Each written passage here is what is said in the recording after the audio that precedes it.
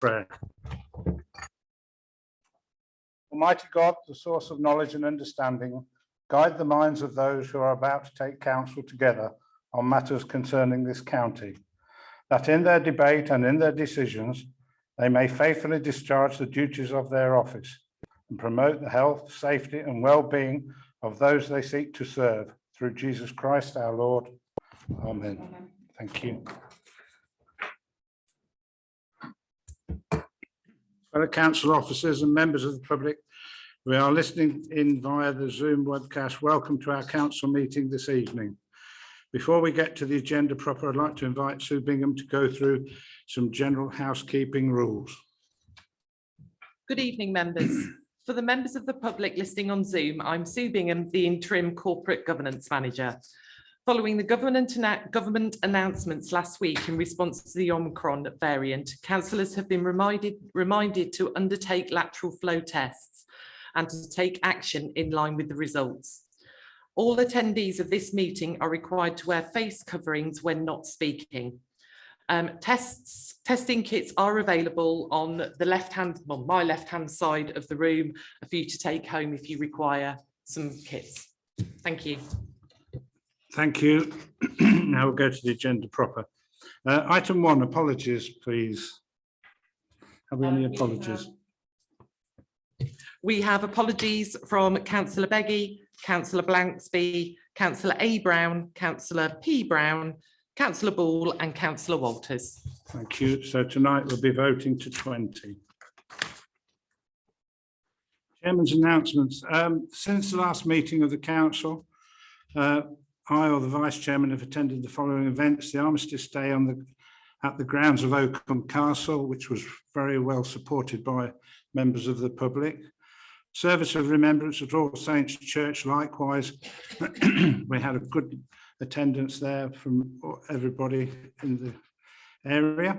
The visit of His Royal Highness the Duke of Gloucester to Rutland Showground, that was a memorable occasion. It was nice to be presented to him, and he's a man of my own heart. He didn't just put a spade of soil in the hole. He set the tree, and then in his nice brogue shoes he stamped it down in it. So it was well worth seeing.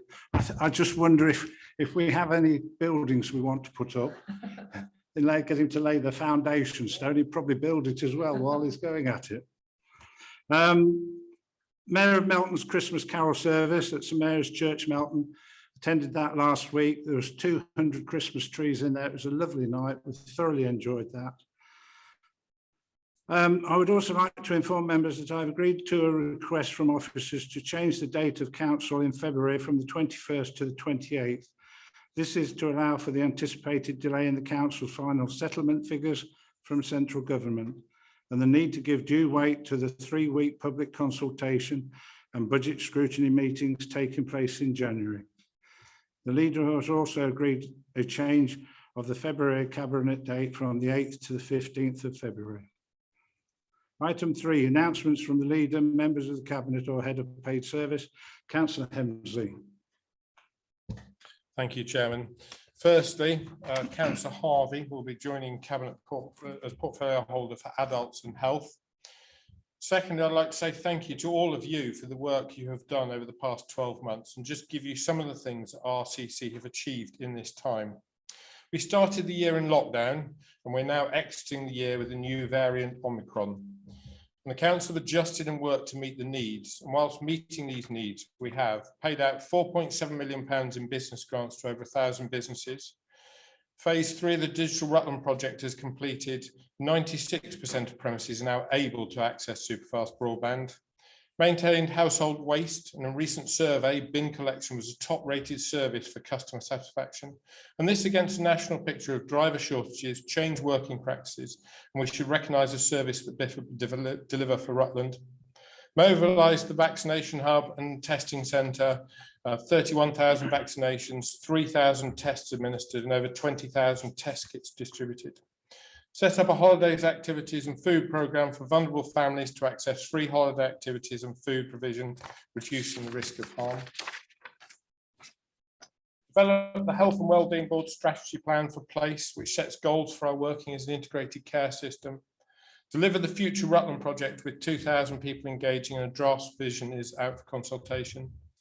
We've delivered business as usual in these different times, and we've recommissioned our entire building control service, digitised council services for housing and more, carried out reviews into leisure and more, produced new strategies and plans for health and more, and we are recognised in the top 20 authorities. And this does not happen by accident. This happens because our officers deliver. The list goes on, but I hope that it is clear that even though we have been operating in a different way with remote working, we have risen to the challenge and delivered for our county. And I believe the staff should be congratulated on their dedication and determination. Finally, I would like to wish you and all the staff a very happy Christmas, and let's hope 2022 brings a renewed hope. Thank you, Chair. Thank you very much. Councillor Stevenson. Oh, thank you, Chair. Just an update on the waste survey, which is currently out to consultation. Thank you ever so much to those of you who have already shared it. So far, we have had 1,081 responses. There's still time to share, still time to promote, as the consultation closes midnight this Sunday. It is on the Future Rutland page. And for the one thing that I have picked up from residents, they would have liked more free text boxes. So what I am doing is collating comments on social media posts, putting those into one document for Resource Futures, our consultants, and to share with officers. Do feel free to tag me into posts so I can collate anything off posts you've shared, or indeed email me any separate comments to make sure that our residents have had their voice fully heard and those points have been made with our officers and Resource Futures. And thank you very much. Thank you, Chair. Thank you. Item 4, declarations of interest. None? No. Thank you. Item 5, minutes of the previous meeting. To confirm the minutes of the meeting of Rutland County Council had on the 8th of November 2021. Can I have a proposer, please? Councillor Stevenson, and seconder, Councillor Hemsley. Thank you, they are approved. All in favour, should I say first? Sorry. All in favour? No, yeah, one well, abstentions? 2, thank you. Petitions, deputations and questions from members of the public. We have received 3 questions from members of the public to this evening's meeting, found on the agenda supplement. They will be taken in order. Before I ask the first questioner to speak, I would like to remind all present that in accordance with Procedure Rule 28, the questioner will ask their question. I will invite Councillor Rozelle to answer as the relevant portfolio holder, and the questioner may ask one supplementary arising from the question or answer. Though this is not an opportunity for councillors to discuss or debate the subject matter of the questions at this time. I will now invite Susanna Holloway to ask her question, please. If you'd like to come up to the table there.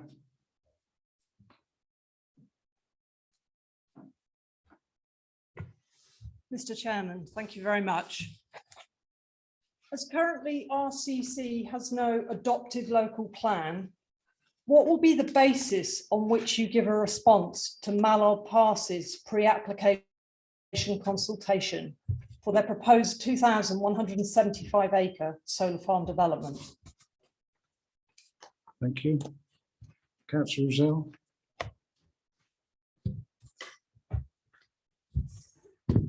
Mr. Chairman, thank you. And Susanna, thank you for your question this evening.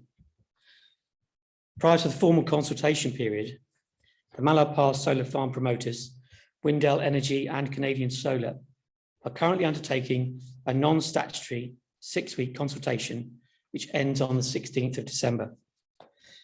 The project promoters are seeking the views and comments of all interested parties, in particular the local community, parish councils, Rutland County Council, statutory stakeholders such as Natural England and the Environment Agency and our MP. Windell Energy and Canadian Solar have stated that they intend to use feedback from the community and other interested parties to help develop the scheme prior to undertaking the formal statutory pre-application consultation. The council has not yet provided any formal response to the project proposal. Officers are intending to provide a general response at this stage, advising that council would expect a planning application and its accompanying environmental statement to address the following areas: population and human health, flora, fauna, biodiversity, use of resources, including land, soil, water, air, climate, agricultural land quality, cultural heritage, historic environment, landscape and visual impacts, traffic and transport, glare and glint, emission of pollutants, noise, vibration, light, heat and radiation, disposal and recovery of waste,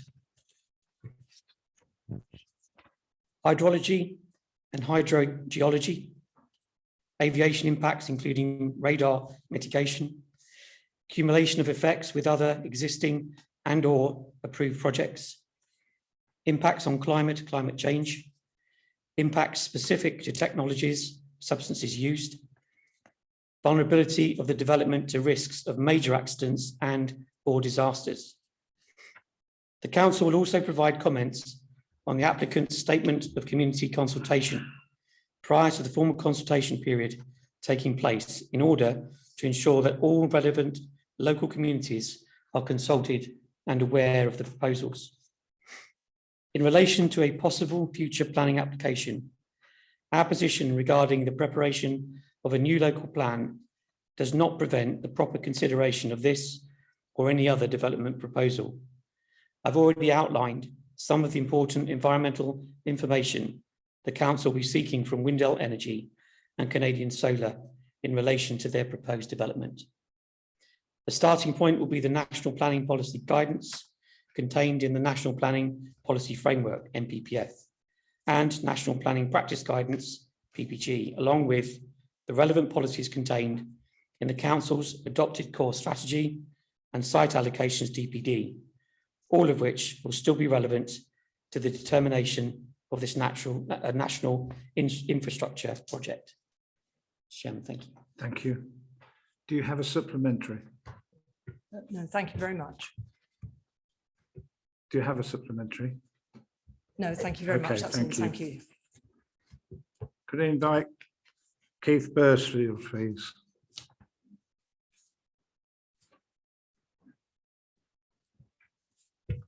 Thank you, Mr. Chair.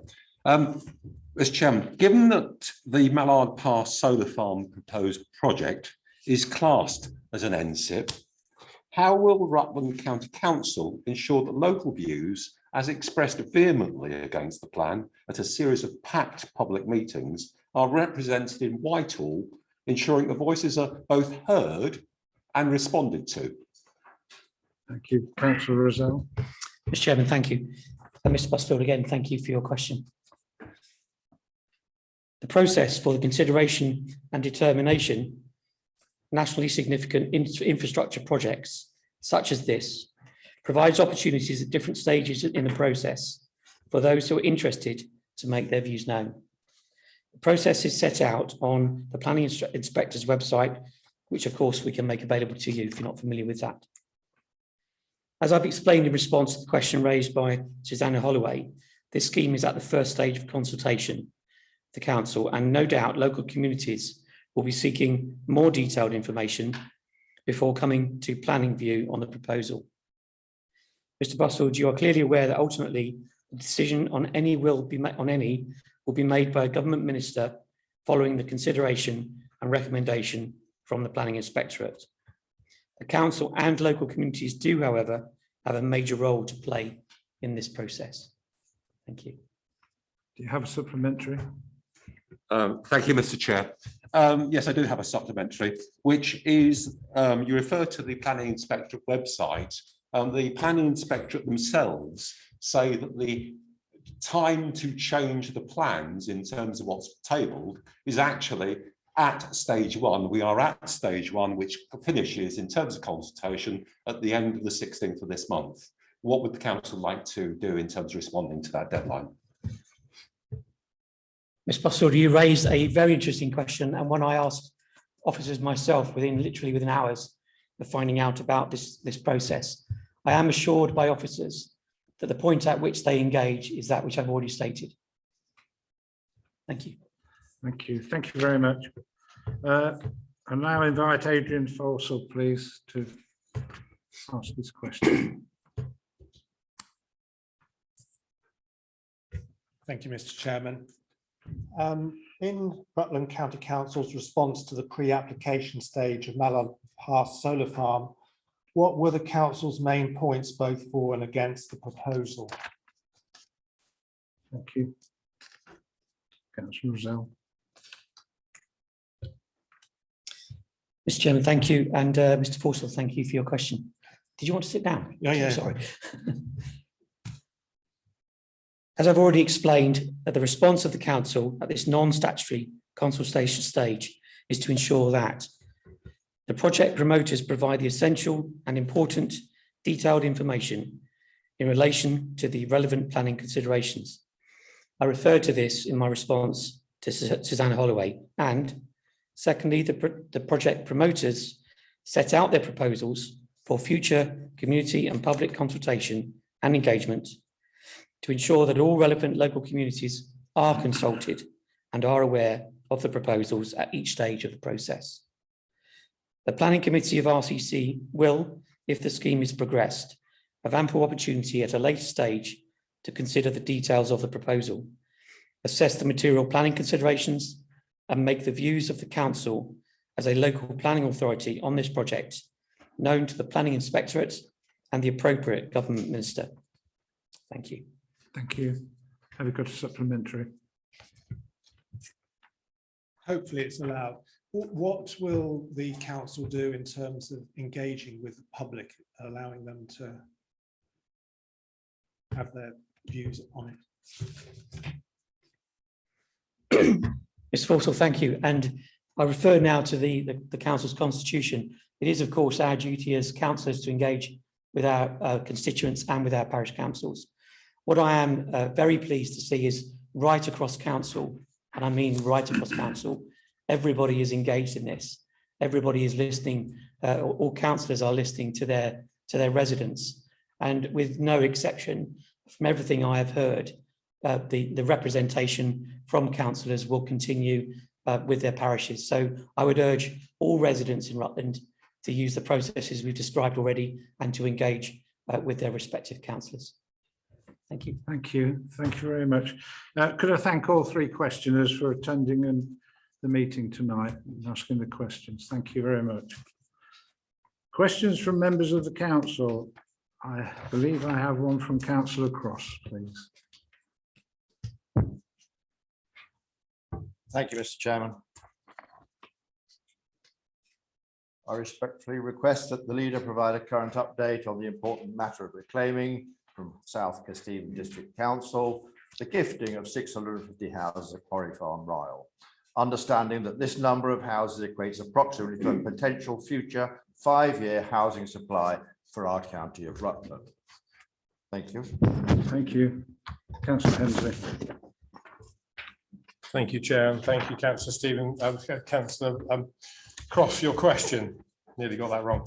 The report to Council in September regarding the local plan stated that withdrawing the local plan would mean that there is no longer an emerging policy based in Rutland for the Quarry Farm allocation of 650 homes.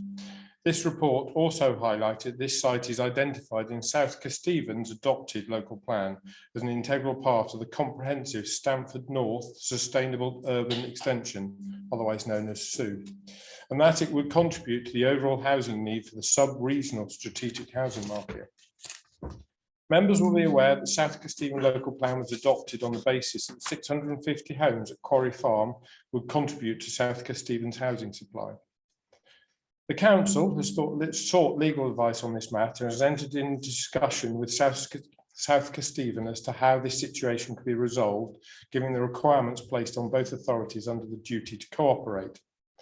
Those discussions have commenced, but given the legal complexity of this situation, there is no outcome from these at present, and indeed this situation may take some time to resolve. In the meantime, it should be noted that the Quarry Farm development could not, in any event, assist Rutland's current housing land supply in the absence of a planning permission or a clear indication this is likely that the houses would be deliverable within 5 years. Thank you. Do you have a supplementary? Thank you, Mr. Chairman. Pity my question wasn't actually answered, but never mind.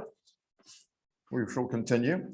Does the leader acknowledge that he and certain others entered into this agreement with South Kesteven District Council without the full and open knowledge being shared with and agreed by all Rutland County councillors at the time of said agreement?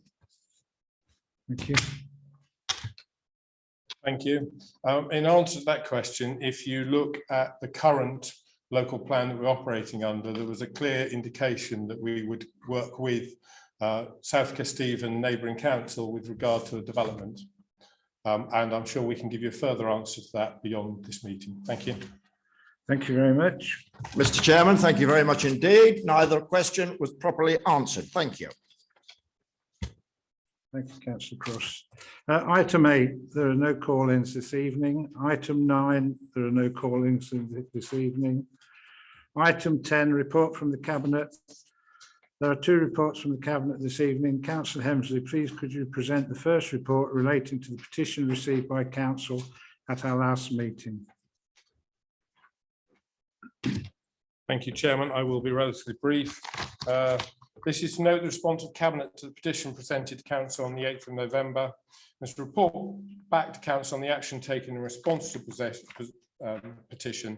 At the Council meeting on the 8th of November, a petition entitled Rutland Swimming Pool was submitted by Leah Toseland, who is now Councillor Toseland. The petition had received 1,124 signatures. The wording of the petition was as follows. Currently, Rutland is the only county in Rutland with no public swimming pool. Catmas Pool is closed as Rutland County Council say they cannot afford the repairs needed. That is totally unacceptable. Swimming provides very many important benefits. The report goes on to say, swimming is a key life skill and local public pools provide affordable access to a form of exercise that's seen as a valuable life skill and brings people together to learn and bond and get fit. The Cabinet considered the petition at its meeting on the 16th of November and resolved as follows: to approve the exploration of opportunities for county-wide leisure provision in partnership with the Rutland Local Sports Alliance to determine whether any community-owned or led options were viable.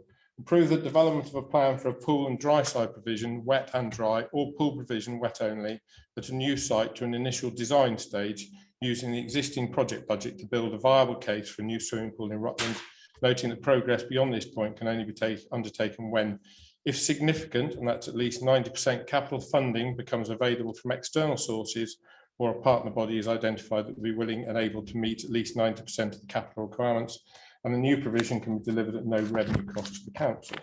I think I'll leave it there, Chair. Thank you. Are you moving the recommendation? I'm going to move the recommendation. Thank you. Do I have a seconder, please?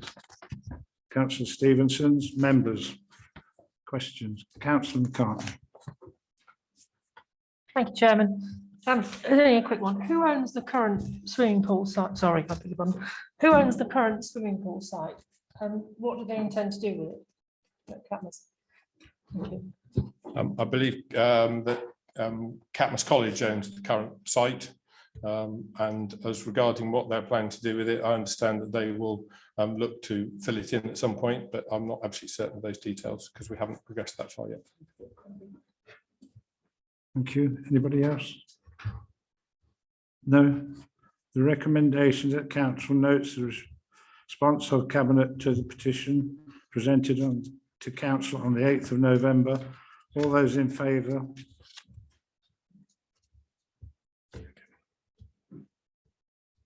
Unanimous.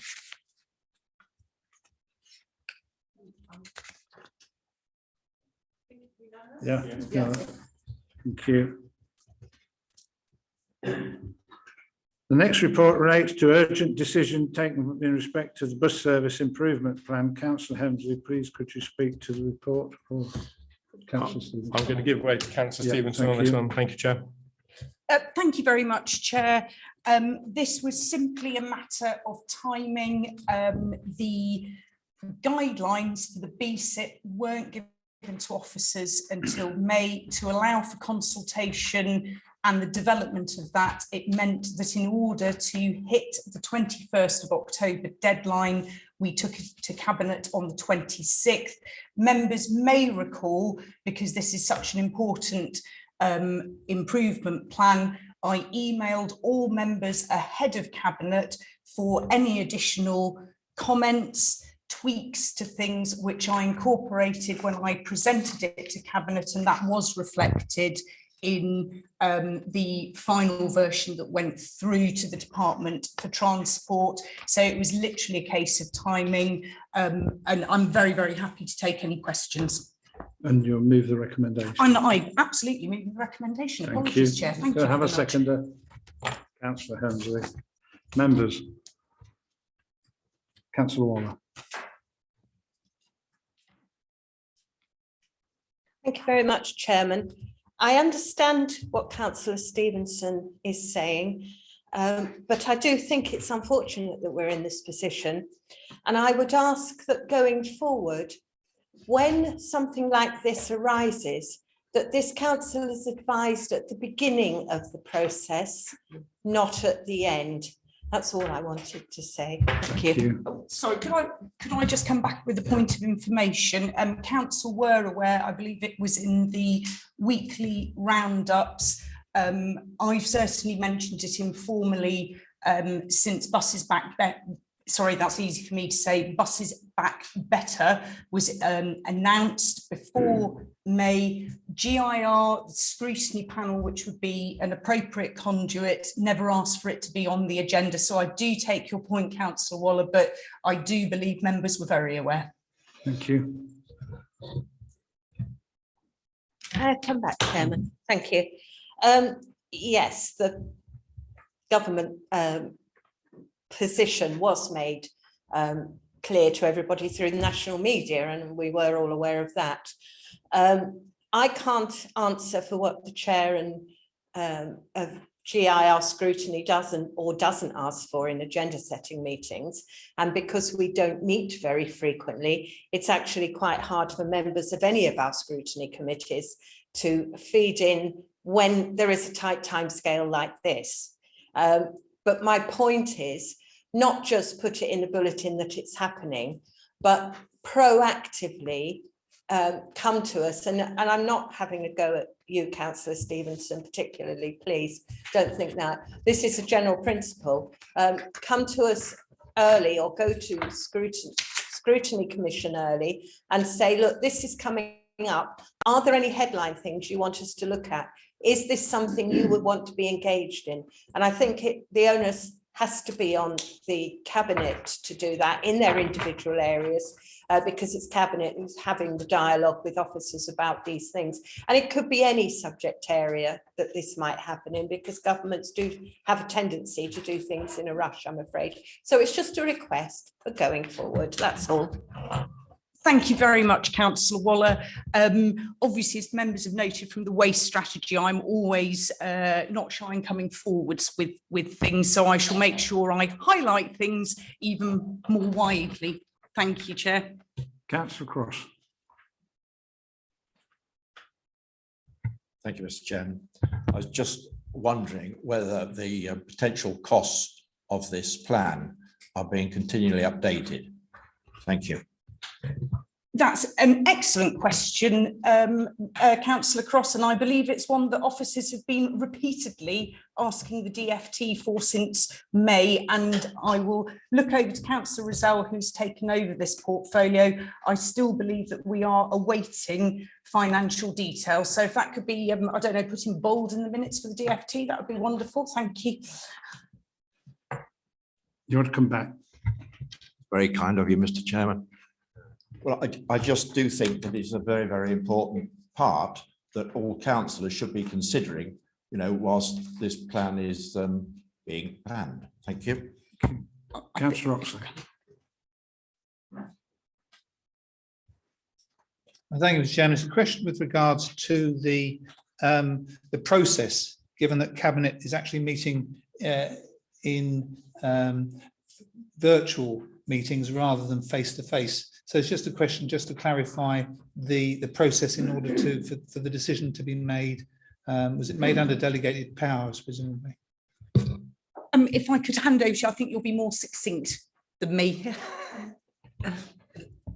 Yes, just to confirm that during the COVID pandemic, the leader has created an executive scheme of delegation, but the cabinet members can only make those decisions in consultation with full cabinet, and they do that through the Zoom meeting that they have, which is available to the public. So it's an individual cabinet member decision, but it's made in consultation with all of cabinet. You have nothing more to say. Thank you. Thank you. Anybody else? No. The recommendation is that council notes the urgent decision taken by the portfolio holder for communities, environmental climate change on the 26th of October. All those in favour, please raise your hand. Just to note it, Mr. Chairman. Yes, just to note it. Unanimous, No, Chair. thank you. Reports from committees of the council. We have received 2 reports from committees of the council this evening. First, I will ask Councillor Baines to present report number 162/2021 from the Planning and Licensing Committee, which he chairs. Thank you very much indeed, Mr. Chairman. At the last meeting of the Planning and Licensing Committee, our colleagues from Peterborough came and presented this report. The alterations were mainly minor, and it was unanimously approved by the committee, and therefore I'm quite happy to take any questions, but otherwise I will move to propose as on the paper, Chairman. Thank you. We have a seconder everywhere. Councillor McCartney. Thank you. Open to debate. Sorry, Chair, can I have a point of clarity? Apologies from the monitoring officer. Sorry, for some reason I thought we were just noting this rather than voting on it. I'm a small lottery licence holder for a primary school PTA. It's in my name, so will I have to declare an interest in this item? Apologies for the late notice on this. That's all right. In relation to this gambling policy? Yes. No, you don't. Okay, thank you. Where were we? I've lost my place now. Open to debate. Anybody? No. The recommendation is that council adopts the proposed Gambling Act 2005 statement of principles for Rutland County Council. All those in favour? Unanimous, Chair. Thank you.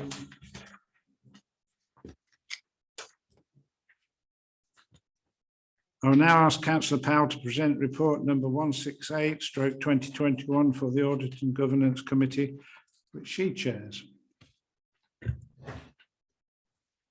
Thank you, Mr. Chairman. As all members are aware, the constitution of this council really underpins how we operate and sets out the processes and procedures and ensures that we work in a way that's open and transparent to all. We also have a legal duty to make sure it's up to date. There have been many updates and reviews of the constitution, and officers and the Constitution Review Working Group are to be thanked for their hard work on this over several years.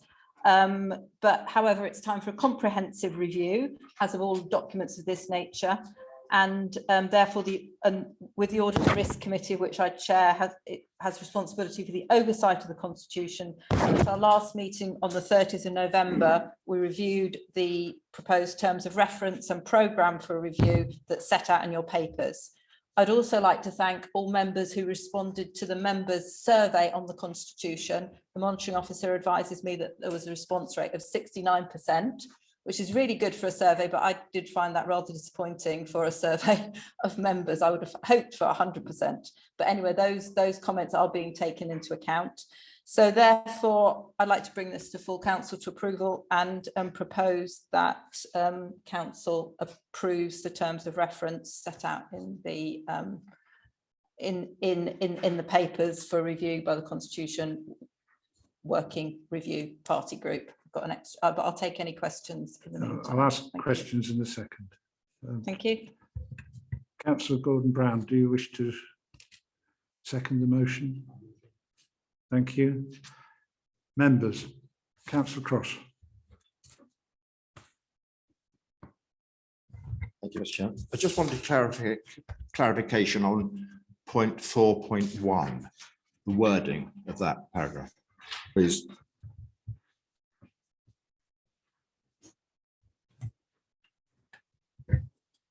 Thank you, Councillor Cross. Being the first phase of review comprises an independent review of compliance, that particular sentence. Does it actually make sense? It is suggested that the first phase of the review during comprise an independent review. Now, I'd agree that those two words don't make sense. I think Well- during is an extra word. well, I'm sorry to raise that particular matter, but you know, I may not have filled in the questionnaire, but at least I read the paper. Thank you very much indeed. Thank you, Councillor I think, Cross. I think this needs, I do think that this does need sorting out. Thank you. What? Thank you, Councillor Cross. No Councillor further Ward. comments. Thank you. Whilst I agree with Councillor Cross over paragraph 4.1, I suggest that that might be somewhat of a typo. Is unfortunate, but I think we all understood the spirit of the paragraph, at least I hope we did. What I don't understand, however, is the recommendation number 2. I don't understand whether we are talking about the report that will be the outcome of the review, which would have to come to council anyway, because it is council that in the current constitution that decides constitutional changes, and you would be operating under the current one, or whether the report that's referred to here is the report that we've got in front of us, in which case it's it doesn't make sense, because paragraph 1 is to agree, point 1 is to agree. So I'm just a bit confused as to what point 2 really means. Thank you. Councillor Powell. Thank you. Mr. Chairman, can I ask the monitoring officer for any further clarification on that? Thank you. Thank you, Chairman. Yes, in a sense, recommendation 2 is unnecessary. It is this report that the committee are asking the council to approve. But if council, I think the way the recommendations were written, it was for the committee to approve the terms of reference and then send them on. But I accept it could have been written better. My apologies. Councillor Waller. In which case, I think I shall be extremely pedantic tonight, Chairman, and I should like to propose an amendment to the motion in front of us. And the amendment is that we delete point 2. If somebody's prepared to second that. Suggest Do we have a we accept seconder? it. We accept it in moving the motion. Sorry, Thank you. do we have a seconder? Councillor Cross seconded it. All those in favour?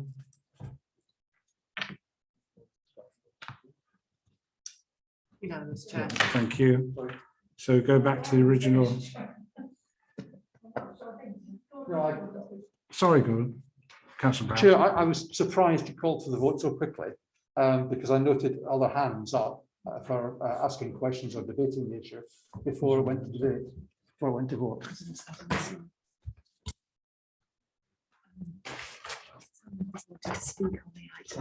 Did you want to speak on it? So,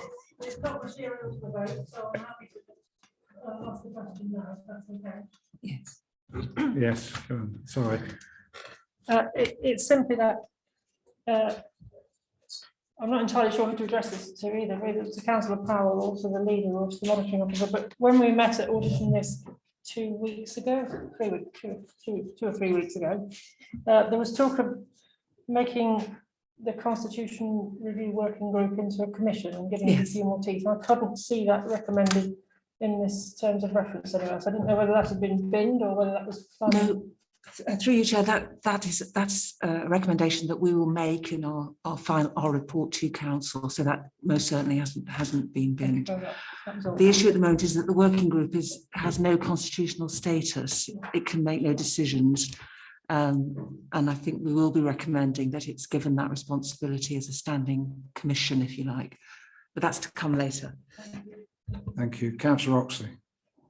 Just a point of clarification. So I presume that the last vote was just to remove number 2, which means we haven't voted on number 1 yet. No, not yet. Is No, that the we're case? just allowing members to have the chance Okay. to speak. Thank you. Anybody else? No. So we now go back to the original recommendation that the council approves the terms of reference set out in the report for the constitutional review by the Constitutional Review Working Group. All those in favour?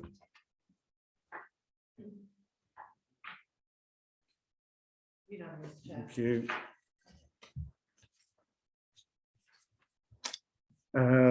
Item 12, reports from Scrutiny Commission. Scrutiny Commissions. I've been advised there are none this evening. Joint arrangements and external organisations. Do we have any reports from members? Yep, ladies first. We'll go. Councillor Payne. Yeah. Just to update, I attended Hanson Cement Liaison Committee on the 1st of December and would like to just give a brief update of the outcome of that meeting. There are a number of interesting topics, and it was also attended by Kevin Burton from the Environment Agency. Generally, Hanson's performance is good. They only had one complaint in the last quarter for noise, which is being investigated. Emissions were all well down below permissible levels. We were updated on the quarry restoration project, which is a rolling programme of work, which is planned through to 2026, which is actually still on target. The committee, that's the liaison committee, will be invited to see some of the current work in spring 22, when grass has been seeded and planted trees are starting to grow. You may be aware Hanson have undertaken a thorough review of the fire that hit the works last July. It was caused by an electrical fault in their clinker system. As a result of the review, temperature monitoring equipment has been installed. Thermal imaging is now present on clinker buckets, and a fire suppression system will be installed in the clinker extraction unit during the annual plant shutdown, which is in January and February next year. There's been a number of innovative developments in the area of carbon reduction. The Environment Agency report was interesting and positive. Following the last liaison meeting, I updated that Hanson was awaiting a licence from the Environment Agency. This was to use hydrogen generated on site from water as a combustion enhancer in the kiln. This removes the need for other chemicals in the production process and allows Hanson to burn alternative fuels. I'm pleased to say the Environment Agency were quite excited about this project and fast-tracked Hanson's licence. Working closely with Hanson, the Environment Agency hope to introduce it into similar processes in other companies in the UK over the course of the year, as it makes a positive contribution to carbon reduction. Another positive in the area of carbon reduction was the certification of a new cement standard, which has a higher percentage of limestone than the previous standard. This means it contains less clinker and therefore takes less carbon dioxide to produce per tonne of cement. The Environment Agency commented that they were disappointed that Hanson had a fire last July, but on the whole, compliance and conformance in their general operations is good. Thank you, Chair. Thank you very much. Councillor Hemsley was first. Second. Thank you, Chair. I attended the Unitary Council's Network monthly meeting. We discussed the UASC and had Roger Goff there, who is Chair of the South East Strategic Partnership for Migration and also leader of Kent County Council. They were working very closely with government and he pointed out 10% of all arrivals now are children. And there has been a knock-on effect in the system due to the closure of the centre due to the sheer numbers. And in Rutland, currently we have represented over 25% of those in care from UASC. Also attended the Rural Services Network AGM, and we heard that attendance had gone up from 60 plus to 420 plus when switched to virtual, and also generated savings of around £20,000 by taking the decision to continue with the virtual meetings. We heard about the change in direction with Mr. Gove becoming Secretary of State, halting the planning white paper, a review of housing numbers, a refresh on the levelling up agenda, the fact that councils are not being funded to deliver net zero carbon agenda, and a discussion around carbon credits and how this could bring investment into an area, and lack of funding has been an issue in rural areas for over 20 years. Also attended East Midlands Council, where we talked about county deals and the LEP review. The thought that is that the work of the LEPs will be brought back into the accountable bodies, i.e. local councils. We also discussed devolution and more broadly the investment in the rail network. We're likely to see only small amounts of investment in the rail network over the next 25 years, as there is already a commitment to HS2 and the electrification of East Coast main lines as the headlines. I also attended the Great Lincolnshire Local Enterprise Partnership Board meeting. The main topic was the future of the LEPs. And then we talked about the work that is already underway, such as the launch of the UK Food Valley and the work being done with the schools and businesses. Finally, I had an early discussion with the Lincolnshire Chamber of Trade regarding developing a Rutland Chamber of Trade, and they've been discussing with other organisations in Rutland to see what is the art of the possible. Thank you, Chair. Thank you.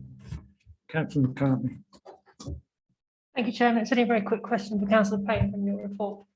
It's exciting to hear about the carbon reduction using hydrogen in the combustion process at Hanson. Have they really got any measurement on that? What sort of level of reduction it's brought? Thank you. They've only just got the licence granted, and so they're still experimenting, still trialling, not using it in anger yet, so they're not taking any measurements yet. But I will ask the question at the next meeting. Okay. Thank you. Councillor Waller. Thank you very much. I'd like to address a question to the leader, if I may, on his report. I think we were all aware that the government is thinking about the abolition of LEPs. What I wasn't aware of, and thank you for informing us, leader, is that the funding, government funding that currently is channeled through the LEPs might be going directly to the local authorities. Well, given that we are a very small authority, the amount we're likely to get, I would have thought would be quite slight. So can I ask that the leader keeps us informed of all the developments as time goes on this one, because this could be detrimental to us. Thank you. Thank you very much for that question. I will certainly keep you informed. And one of the discussions I had at the Local Enterprise Partnership meeting was how we could actually continue doing the work that is already being done, which is very successful for the Lincolnshire and for Rutland. And there is a keenness to find a solution. So it may be that we will use our funding in a different way, but I will keep you informed. Thank you. Thank you. Councillor Cross. Like a jack in the box tonight. Now, Councillor Payne's report there on reductions of CO2, very, very important. However, I just picked up that they're now not going to include clinker, but they're going to include more limestone, which will involve quarrying, transport, processing, whereas clinker was a waste product. I would love to know at a future meeting how that is going to reduce CO2. Thank you. Thank you. Anybody else? Councillor Oxley. Are you coming back? Oh, no, you're not coming back. Yeah. Thank you, Councillor Cross. It's the production of the clinker uses more energy in the cement than it does just by producing pure limestone that goes into the cement. So it's the clinker that's the addition that is burning more fuel than pure limestone. And I take it limestone is quarried, but limestone is already in the cement. Okay. But I can ask the question for you. I would like to thank Councillor Payne for that answer. Thank you. Very knowledgeable, I must say. Councillor Oxley. Thank you, Mr. Chairman. Just in response to the leader and his negotiations or talking to the Lincolnshire Chamber of Trade, as a past chairman of Uppingham Chamber of Trade, and also I was involved in Rutland Chamber of Trade. I welcome the initiative. I think we need to be doing as much as we can across the whole county to help businesses, not just in the two towns, but across the whole county. So I welcome that initiative. Thank you. Thank you. Councillor Baines. Thank you very much indeed, Mr. Chairman. I'm going to give a rather fuller report than usual, but I'll try to be reasonably succinct. I've represented this council on the Welland Partnership and the Welland Rivers Trust since its inception. I think it's just over 10 years ago, Chairman. I don't think I've ever had to come to you with a more important report than I do tonight, with the implications for Rutland. Basically, the partnership is facing an uncertain future. There are funding difficulties. Our excellent project officer, some of you have heard speak on this subject, Chris French, is moving on to another job. The chairman who came into post last year has moved to Edinburgh. And so as from this morning, we have a new chairman. We are advertising for a project officer on Friday. The other possibility, if we can't survive as an independent organisation, would be to merge, most probably with the Lean Partnership. Now, I think we in Rutland are particularly aware that when you get subsumed by a larger organisation, your interests are minority and marginal. So what I would say, and in particular, for instance, those of you who've been to Loddington and seen the very good work done by the Allerton project there, we would almost certainly lose that because it would not fit in with the objectives of the Neen, which is a huge catchment area anyway. So therefore, I would fight very hard to keep it as local as we can, and promote the benefits to local communities.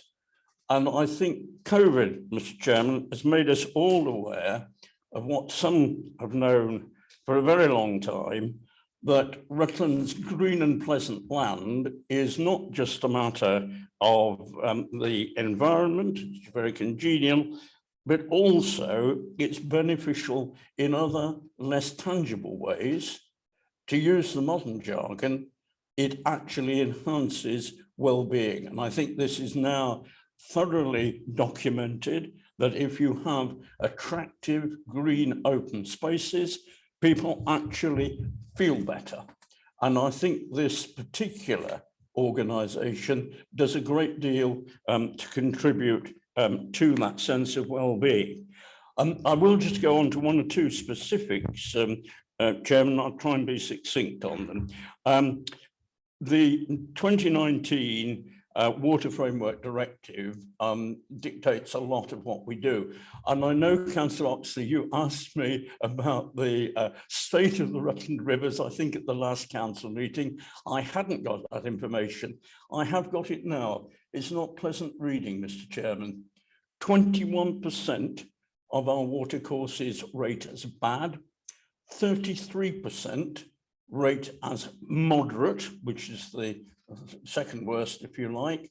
Only 43% are better than moderate, and only 3% are good.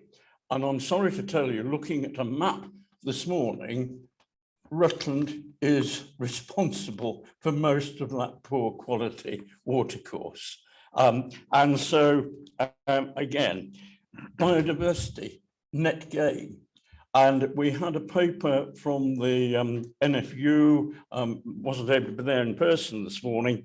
Well, the whole thing was Zoom anyway, but very much saying that farmers in particular need to be aware of this, because larger organisations are very keen to cash in on that biodiversity net gain, and we need to keep it local and accountable.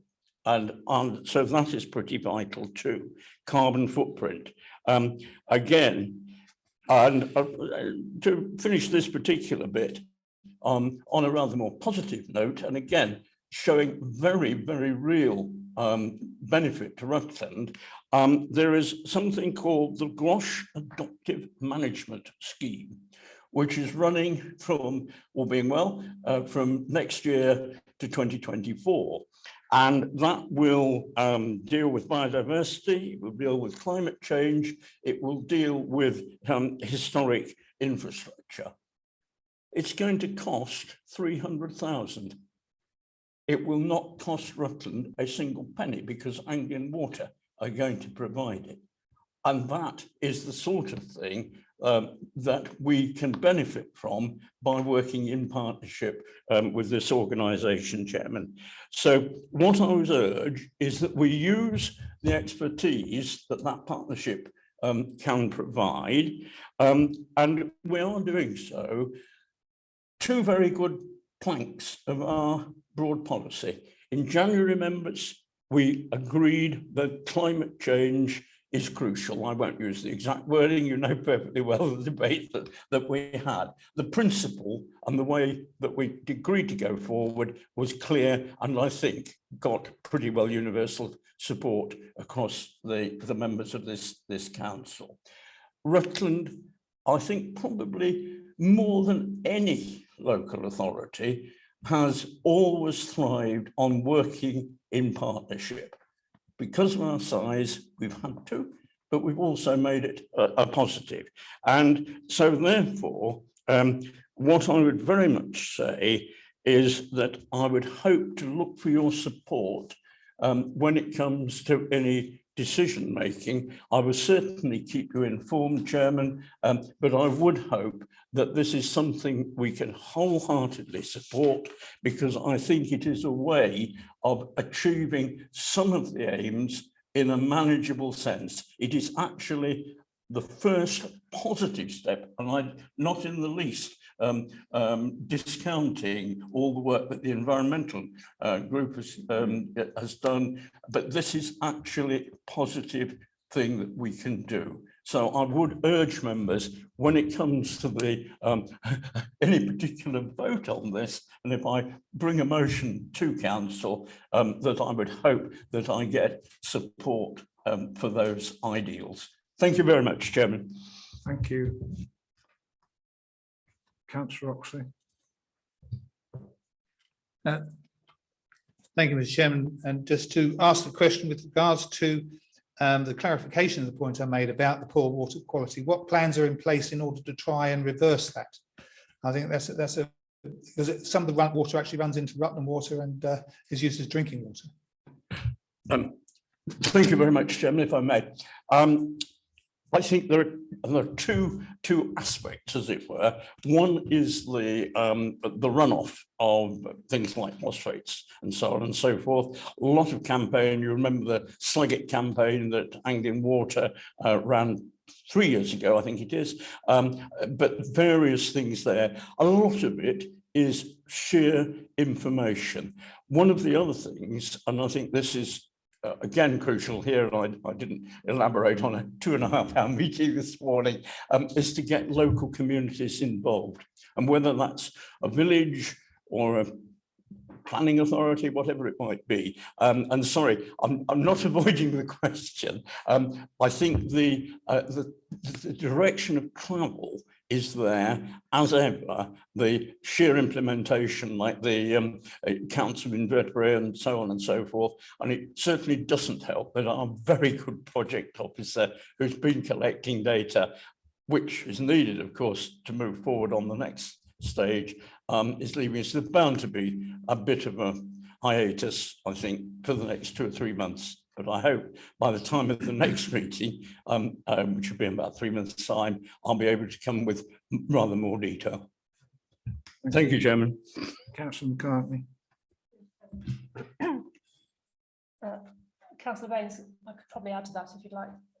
We actually took part in the previous trial, which was run in the Chater catchment, because that's where we farm, and the Slug It campaign was good, and the 300,000 that Anglian Water are spending is on things such as allowing us to use, well, they pay for us to use more expensive slug pellets, which don't contain metaldehyde, they're ferric phosphate based. They also pay farmers to cultivate across fields, and so that the runoff doesn't go down plough furrows into ditches. It's more expensive to do that. There's a lot more churning involved. There's much more soil compaction. But the real damage comes from runoff of nitrates and phosphates into the water, which can be cleaned out but is expensive. But the biggest problem that they face is from metaldehyde getting into the water from slug pellets, which cannot be cleaned out at all. And the only way that they can get rid of that is just through dilution, and that is massively expensive. So it did work in the Chater. Most farmers there now, I think, have continued to use ferric phosphate rather than metaldehyde, and the problem has pretty much gone away in the Chater. And I think this is, they're thinking it's worked there, let's extend it to the Gwash and hopefully everywhere else as well. Thank you. Thank you. Councillor Michelle, did you want? No. Anybody else? No. Item 14, notice of motion. We haven't had any, haven't received any this evening. So item 15, political balance and allocation of seats to political groups. This is a report number 185/2021 from the monitoring officer, and members will note a revised appendix has been circulated. Please note that depending on the outcome of the debate, then I will take the vote on the 4 recommendations separately if required. Over to Councillor Hemsley.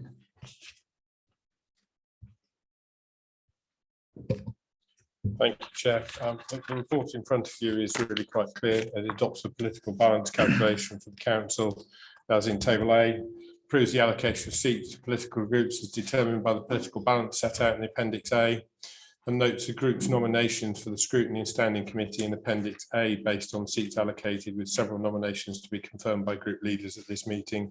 And I believe that's Councillor Oxley and myself have to do that. I'm an appointed chair of the Adults and Health Scrutiny Committee. From among membership of the committee, I would like to propose this report, Chair. You're moving the recommendations. I've just read that. I've just read out the recommendations. Yeah. Oh, yeah. Thank you. Can I have a seconder? Councillor Oxley. Open to debate, Councillor Oxley. Yeah, I think council may be interested in the fact that the Audit and Risk Committee, the independent and green member is Councillor Jones. It has TBC, and I said I would confirm tonight. So it's Councillor Miranda Jones is the member from the independent and green group. Sorry.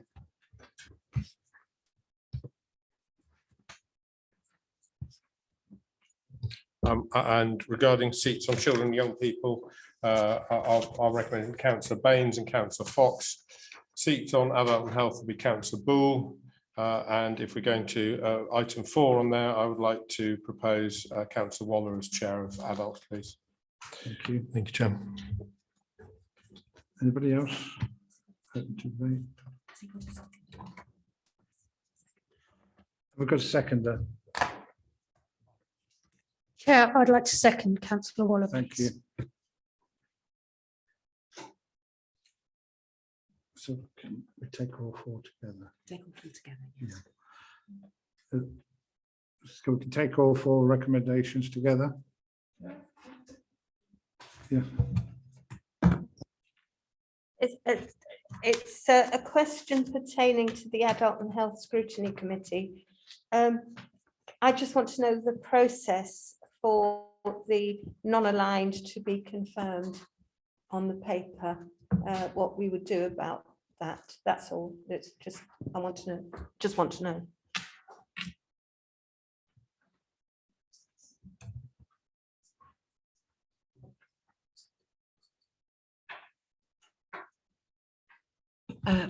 Thank you, Chairman.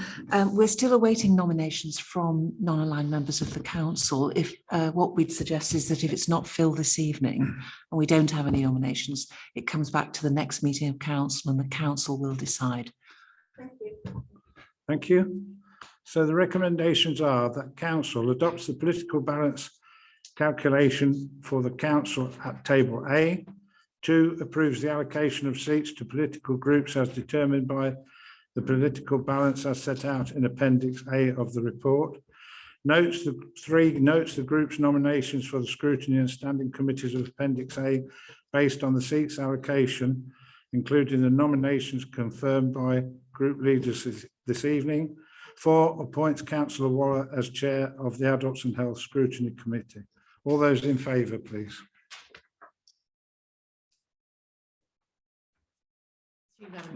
Yes, thank you.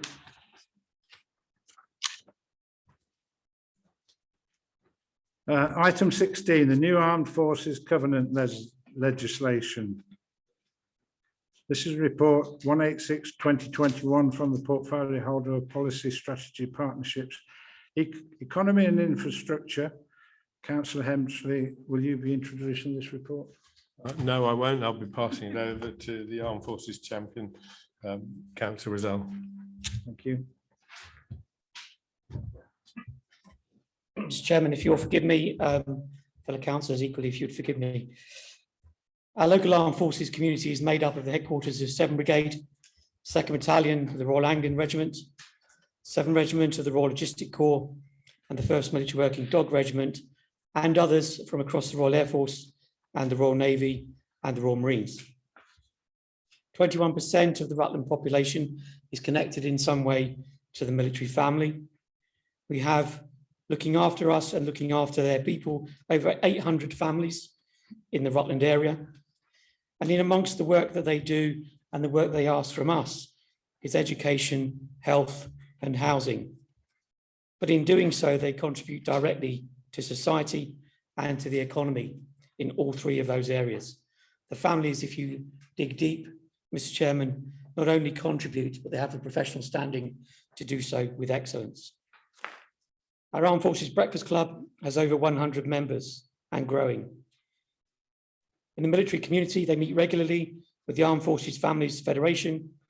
They conduct community engagement, which included recently contributions of service personnel and hours of work into the Rutland Canal and Pathway.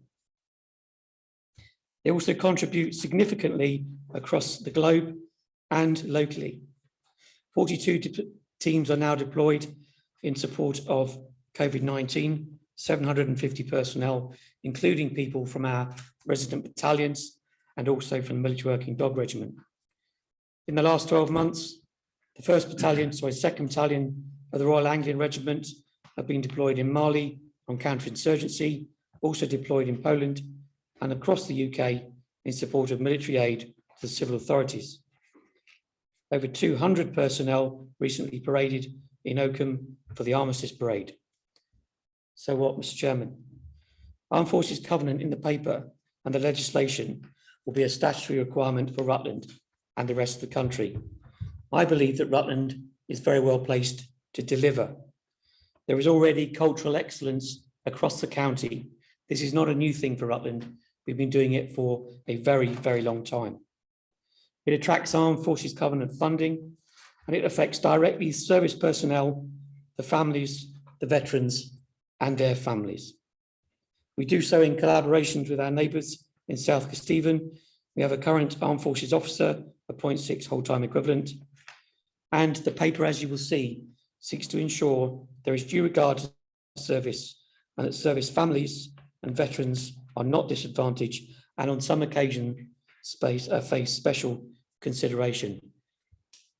Mr. Chairman, I will speak passionately about this every time I stand up, but I think before I arrived in Rutland, a huge amount of activity had gone on over many, many years. I cannot take credit for what Rutland does for its service personnel, but I'm hugely proud of it, and I commend this paper to councillors, and I'm happy to take questions. Thank you. Do I have a seconder? Councillor Stevenson. Members. Councillor Waller.